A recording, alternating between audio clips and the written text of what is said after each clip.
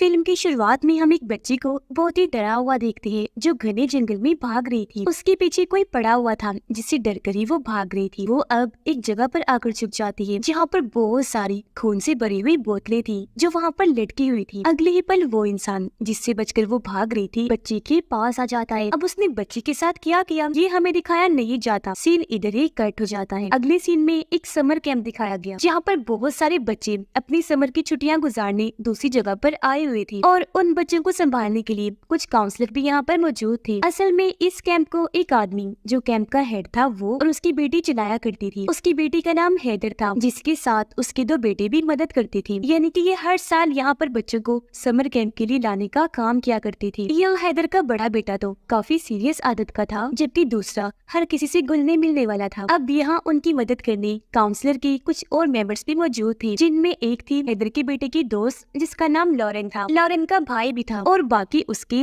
और हैदर के कुछ दोस्त थे। ये भी हर साल समर कैंप में इनकी मदद करने के लिए आया करती थी। अब आज इस समर कैंप का आखिरी दिन था। लॉरेन के भाई और उसकी दोस्त ने अपने पूरे ग्रुप के लिए एक गेम सेटअप की हुई थी जो ये रात को खेलने वाले थे, जो खेलने के बाद ये भी यहाँ से चले जाएंगे। इसलिए फिलहाल बच्चों को भेजने का फैसला किया जाता है। जिन्हें छोड़ने हैदर का बड़ा बेटा जाने वाला था वो सभी बच्चों को बस में बिठाकर उनके घर छोड़ने के लिए निकल पड़ता है। जिसके बाद कैंप के हेड यानी हैदर के डैड भी वापस अपने घर जाने लगते हैं। यहाँ हमें पता चला कि वो अपनी जवानी के वक्त से इस कैंप को चला रही है। अपनी वाइफ से भी उनकी मुलाकात यही हुई जिसके बाद जल्दी दोनों ने शादी कर ली और फिर उनकी वाइफ की मौत भी इधर ही हो गई। अब क्योंकि हैदर के डैड की उम्र काफी ज्यादा हो गई थी तो वो अपने समर कैंप वाले काम से रिटायर्ड होना चाहते थे। उन्होंने अब सारी जिम्मेदारी हैदर और उसके बच्चों को दे दी, इसलिए वो यहाँ से फिलहाल जा रहे थे। और अब क्योंकि आखिरी रात थी तो काउंसलर के सारे मेंबर्स यहाँ पर मस्ती करने लगते हैं, काफी इंजॉय करने लगे। हंसी मजाक में हैदर का बेटा सबको एक नर्स की कहानी बताने लगा कि एक बार इसी कैंप में एक नर्स काम किया करती थी लेकिन वो चोरी छुप के बच्चों पर एक्सपेरिमेंट तजुर्बे करने लगी जिसमें वो बच्चों को गलत दवाइयाँ और जड़ी बूटियाँ दिया करती थी, जिसका असर जब बच्चों पर पड़ने लगा तो नर्स की सच्चाई सबको पता चली जिसके बाद उसे निकाल दिया गया। अब उसका इस दुनिया में कोई नहीं था, दिमागी तौर पर भी वो ज्यादा ठीक नहीं थी, इसीलिए वो इन्हीं वुड्स जंगलों में रहने लगी। यही रहते रहते उसकी मौत हो गई और अभी भी वो यही रहती है पर गोस्ट भूत बनकर। जो कोई भी उसे बुलाता है वो उसे लेने के लिए आ जाती है ताकि उसकी आत्मा को अपने साथ ले जा सके। अब मजाक मजाक में हैदर का बेटा सबको कहता है कि तुम अपनी अपनी उंगली पर पिंच करके कोई चीज चुबाकर खून निकालो, जिसके बाद उस नर्स को उसके नाम से पुकारो और फिर वो हमारे पास भी आ जाएगी। अब क्योंकि सबको ये मनगढ़ंत कहानी ही लग रही थी इसीलिए सब मजाक मजाक में ऐसा कर लेते हैं, पर लॉरेन का भाई ऐसा नहीं करता। अब हैदर का बड़ा बेटा जो बच्चों को छोड़ने जा रहा था रास्ते में उसकी बस खराब हो जाती है। वो जब चेक करने गया तो नोटिस करता है कि सारे बच्चे एकदम खामोश हो गए हैं। वो जब वापस आया तो ये देखकर काफी डर गया कि सभी बच्चे अचानक ही गायब हो गए हैं। ये देखकर वो काफी घबरा गया, हर जगह बच्चों को ढूंढने लगता है पर वो उसे कहीं भी नहीं मिलते। उसे बस बच्चों की थोड़ी बहुत आवाजें सुनाई दे रही थी, इसीलिए वो वहाँ से आगे बढ़ा बच्चों को ढूंढने निकल जाता है। अब वहाँ जाकर भी उसे बच्चे नहीं मिलते और क्योंकि ये जगह सुनसान थी इसीलिए मदद भी उसे नहीं मिल सकती थी। बस यहाँ एक पब्लिक टेलीफोन था जिससे वो अपने नाना यानी कैंप की हेड हैदर के डैड को कॉल करता है और वो उन्हें मदद के लिए यहाँ आने को कहता है। अब हैदर की एक दोस्त जब अकेली खड़ी थी तो तभी वहाँ उसका दोस्त आया जो उसे पसंद करता था। वो उससे कुछ बातचीत करके शादी के लिए पूछता है पर अभी क्योंकि हैदर की दोस्त को शादी नहीं करनी थी इसलिए वो उसे मना करके वहाँ से चली गई, जबकि उसका दोस्त अकेला वहाँ पर खड़ा रहा और अब उसे वहाँ किसी की मौजूदगी का अजीब सा एहसास होने लगता है। हैदर की दोस्त वापिस आकर अभी वहाँ बैठी थी कि तभी उसका दोस्त भी फौरन वहाँ आ गया जिसके हाव भाव अजीब ही हो गए थे। वो अचानक अपना कंट्रोल खोकर अपनी दोस्त को पत्थर मारने लगा जिसके बाद उसे इतना मारता है कि वहाँ जल रही आग में ही फेंक देता है। वो सारी झुलस गई, दर्द की वजह से चिल्ला रही थी। उसकी हालत बहुत खराब हो गई इसीलिए उसकी मौत हो जाती है। हालांकि सब लोग उसके दोस्त को रोक भी रहे थे, कंट्रोल में करने की कोशिश की जा रही थी पर वो इतना पागल हो गया था कि काबू ही नहीं आ रहा था। जिस बीच उसे रोकते रोकते गलती से लॉरेन की दोस्त से उसे चाकू लग जाता है जिससे वो भी जख्मी हो गया। अब ये देखकर सभी लोग काफी घबरा गए। वो जल्दी से भागकर हैदर के पास आते हैं और उसे सारे सूरत हाल के बारे में बता देते हैं। वो जल्दी से फोन उठाती है, पुलिस को कॉल करने लगी लेकिन अचानक फोन एकदम फट जाता है जिससे उसे खुद भी चोट लग जाती है। और अब क्योंकि यहाँ का माहौल काफी डरावना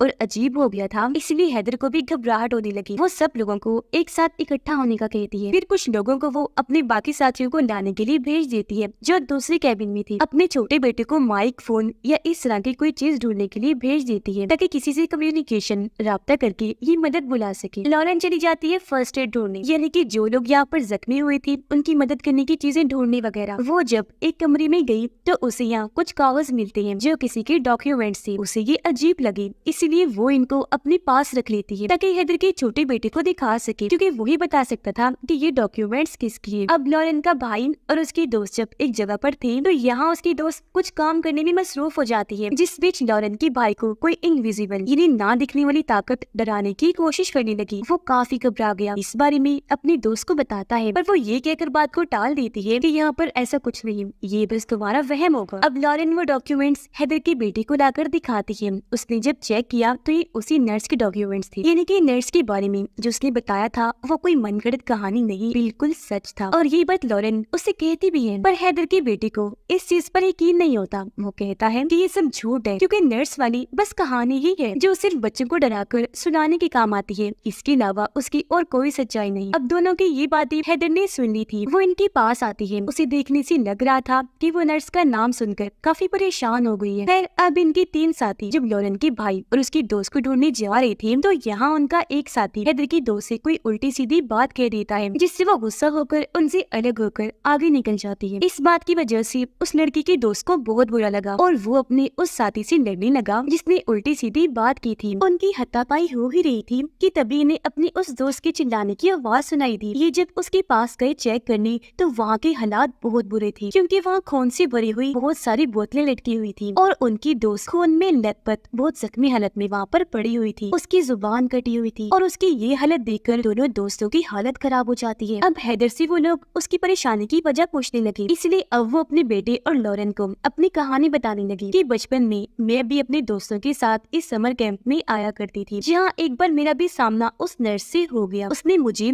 और मेरे दोस्तों को पकड़ के कैद कर लिया। उसने हमारे ऊपर भी एक्सपेरिमेंट करने की कोशिश की और काफी डराया, पर हमारी किस्मत अच्छी थी, उसके चुंगल से हम निकल गए। पर उस चीज का गहरा सदमा आज भी मेरे अंदर है। यही वजह है कि मैं उस नर्स का नाम सुनकर घबरा गई थी, क्योंकि वो कोई मनगढ़ंत कहानी का हिस्सा नहीं, बिल्कुल सच है। फिर अब यहाँ एक शेरिफ पुलिस ऑफिसर आई जो भी हैदर के बचपन की दोस्त थी और वो भी उसके साथ समर कैंप में आया करती थी, इसलिए वो लोग अब उससे मदद मांगने लगते हैं। पर इससे पहले मदद के लिए वो किसी को कॉल करता, उसकी गाड़ी, फोन, यहाँ तक कि सभी मैसेज करने वाले डिवाइसेस भी बंद हो जाती है। अब यहाँ उनकी वही दोनों साथी भागे हुए आते हैं जो डर की वजह से चिल्ला भी रही थी। जो उन्होंने देखा उसके बारे में बताने लगे कि हमारी दोस्त पर हमला करके किसी ने उसकी जुबान काट दी है और वो जगह बिल्कुल ऐसी थी जैसे वहाँ पर रिचुअल, जादू वगैरह किए जाते हैं। जो सुनकर लॉरेन कहती है कि ये उस नर्स का ही काम है। और अब नर्स का नाम सुनकर शेरिफ भी काफी परेशान हो जाता है, क्योंकि बचपन में नर्स ने उसे भी बहुत डराया था, जिस मुसीबत से बहुत मुश्किल से शेरिफ ने अपनी जान बचाई। इसीलिए अब तो वो उनकी मदद करने से ही मना कर देता है। तब यहाँ एक पिज्जा डिलीवर करने वाला लड़का गाड़ी लेकर आता है और क्योंकि शेरिफ तो बहुत डरा हुआ था, इसीलिए वो उसकी गाड़ी लेकर यहाँ से भाग जाता है। अब लॉरेन का भाई और उसकी दोस्त जब वुड्स में घूम रही थी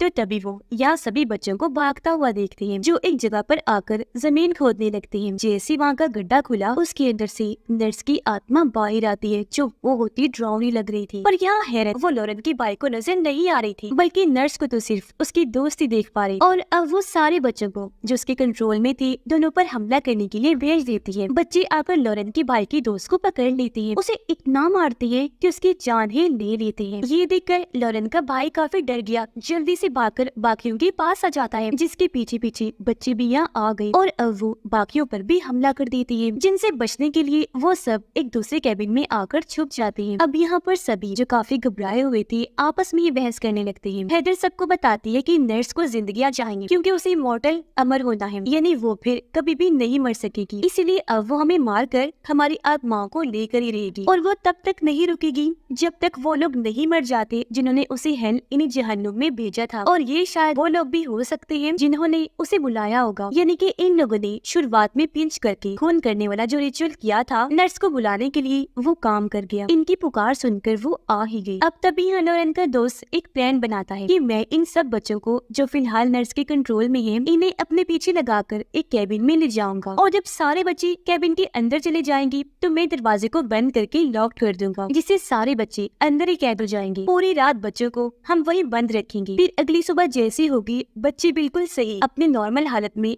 वापिस आ जाएंगे, यानी कि नर्स के कंट्रोल से बाहर। क्योंकि रात गुजरने के बाद नर्स ने जो उन्हें हिप्नोटाइज किया हुआ है या कहेंगे पोजेस्ड अपने कंट्रोल में, वो चीज बच्चों की नर्स से टूट जाएगी। वो ऐसा ही करता है, कैबिन से बाहर आकर भागने लगा, जहाँ उसका पीछे बच्चे भी करना शुरू कर देते हैं। लेकिन जैसे बच्चे दूसरी कैबिन में गए, बाहर जाने से पहले ही वो लॉरेन की दोस्त को पकड़ लेते हैं। अब ये देखकर लॉरेन की दूसरी दोस्त को लगा कि वो भी अब बच्चों की तरह नर्स की पोजेशन में आ गया होगा, इसलिए वो उसे बाहर निकालने की बजाय बच्चों के बीच ही छोड़कर दरवाजा बंद कर देता है। ये देखकर लॉरेन उस पर गुस्सा करने लगी कि क्या कर रहे हो, बाहर निकालो उसे। पर वो दोस्त को बाहर निकालने से साफ साफ मना कर देता है, जिससे सभी बच्चे एक साथ लॉरेन की दोस्त पर हमला कर देते हैं। उसे बुरी तरह मार कर उसका खात्मा कर दिया जाता है। अब जब भी सारे कैबिन में एक साथ थे तो यहाँ बाहर से हैदर का बेटा आने लगा, लेकिन तभी एक बच्चा उस पर हमला कर देता है, जो किसी तरह बाहर ही रह गया था। इतनी ही देर में यहाँ गन लेकर हैदर के डैड आ गए, जिसे हैदर के दूसरे बेटे ने ही मदद के लिए बुलाया था और वो भी साथ ही आया था। और वो अब बच्चों की चारों तरफ गन से शूट करने लगते हैं, जो देखकर नर्स की आत्मा यहाँ पर आई और बच्चे को अपने साथ ले जाती है। वो फिर हैदर के छोटे बेटे पर बहुत गुस्सा करने लगती है कि सब तुम्हारी वजह से हो रहा है, अगर नर्स वापस आई तो इसकी जिम्मेदार तुम हो, तुमने पिंच वाली वो चीज क्यों की थी। जिस पर हैदर का बेटा कहता है कि माफ कर दी, मैंने जानबूझ के नहीं किया, गलती हो गई, मुझे लगा था कि नर्स के बारे में सब कहानियां हैं, इस बात का अंदाजा मुझे जरा भी नहीं था कि वो हकीकत में है। तो अब यहाँ हैदर के डैड यानी के कैंप के हेड सबको उस नर्स की कहानी सुनाने लगते हैं कि सालों पहले जब मैंने ये कैंप शुरू किया था तब मैं अपनी वाइफ के साथ यहीं पर रहा करता था। फिर एक दिन एक नर्स कैंप में जॉब के लिए मेरे पास आई, जो और कोई नहीं बल्कि वही नर्स थी। उसे मैंने जॉब पर तो रख लिया, पर धीरे धीरे मेरी वाइफ की तबीयत खराब होने लगी, जिसकी देखभाल वही नर्स कर रही थी। लेकिन उसकी हालत में कोई सुधार नहीं आया, उल्टा वो मरने के मोड़ पर आ गई। जिस बीच दूसरी तरफ नर्स ने मुझे अपने प्यार की जाल में फंसाया और हम दोनों एक दूसरे की काफी करीब हो गए। और फिर कुछ ही दिनों के बाद मेरी वाइफ की मौत हो गई, जिस वजह से मैं बहुत दुखी हो गया। जहाँ बाद में पता चला कि वो नर्स मेरी वाइफ को जो दवाई दे रही थी वो उसे ठीक करने के लिए नहीं थी, बल्कि उसे कमजोर करने के लिए थी, ताकि इसे लेकर धीरे धीरे उसकी हालत खराब होती जाए और वो फिर मारी ही जाए। अब ऐसे ही भी काफी महीने गुजर गए, जहाँ वो नर्स अब बच्चों पर उल्टे सीधे एक्सपेरिमेंट्स करना शुरू हो गई थी। साथ ही वो अजीब तरह के रिचुअल जादू भी करने लगी थी, जिसके लिए वो बच्चों के खून को निकालकर बॉटल्स में डालकर उन्हें पेड़ों पर लटका दिया करती थी। मुझे जब उसकी इस हरकत का पता चला तो मैंने उसे निकाल दिया, पर वो हद से बढ़ गई और ज्यादा गलत चीजें करने लगी, इसलिए मैंने उसका खात्मा करने का प्लान बना लिया। मैंने उसकी तलाश शुरू कर दी। वो जब मुझे मिली तो अच्छा मौका पाकर मैंने उसे जान से मार डाला, जिससे यहाँ हमें समझ आ गई कि उसके कैंप में आने का मकसद और हैदर के डैड को इस्तेमाल करने का मकसद एक ही था, ताकि वो बच्चों को अपने लिए इस्तेमाल कर सके, उन पर एक्सपेरिमेंट करके, ताकि बाद में उन्हें अपने कंट्रोल में कर सके और उनके जरिए तबाही मचा सके। आगे वो बताता है कि नर्स को मैंने मार तो दिया था, पर उसकी उंगली में मैंने अपनी वाइफ की शादी वाली अंगूठी देख ली थी, जिसे मैंने फौरन उतार कर दफन कर दिया, जिससे नर्स की आत्मा को बहुत गुस्सा आया। वो जोरों से चिल्लाने लगी। उसकी आत्मा फिर एक भूत चुड़ैल बन गई और वो तभी से इस जंगल पर कब्जा करके रह रही है। इस जगह को उसने हॉन्टेड भूतिया बना दिया है और यहाँ आने वाले लोगों को वो डराती है, पर वो खुद सिर्फ तभी आती है जब उसे बुलाया जाता है। मगर एक बार जब वो आ जाए तो मौत का खेल शुरू हो जाता है। खैर, अब उनका एक साथी जबरदस्ती